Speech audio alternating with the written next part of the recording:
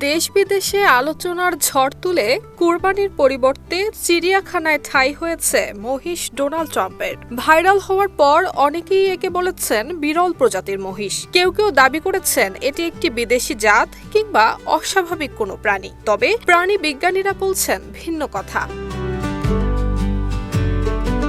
বিশেষজ্ঞদের মতে এটি কোনো আলাদা জাত কিংবা প্রজাতির মহিষ নয়, বরং জিনগত একটি বিরল অবস্থার নাম অ্যালবিনিজম। এ অবস্থায় শরীরে মেলানিন নামক রঞ্জক পদার্থ কমে যায় কিংবা তৈরিই হয় না। ফলে প্রাণীর গায়ের রং অস্বাভাবিক কালো কিংবা ধূসর হওয়ার পরিবর্তে ক্রিম কিংবা ফ্যাকাশে হয়ে যায়। এটি কোনো খাদ্য, পরিবেশ কিংবা পরিচর্যার ফল নয়, বরং জন্মগত জিনগত পরিবর্তনের কারণেই ঘটে থাকে।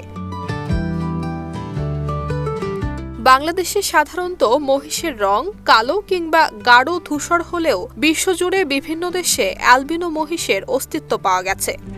RICL TMX, যুগের পর যুগ স্থাপনা থাকে মজবুত।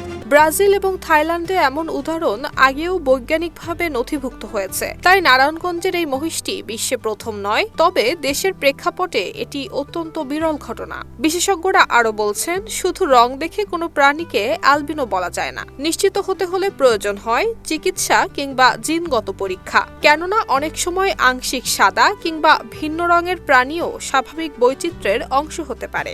তবে প্রাণীটির বিশেষ যত্ন প্রয়োজন বলেও মনে করছেন বিশেষজ্ঞরা। অ্যালবিনিজমযুক্ত প্রাণী সূর্যালোকে সংবেদনশীল হওয়ায় ছায়াযুক্ত পরিবেশ, পর্যাপ্ত পানি এবং সঠিক খাদ্য জরুরি।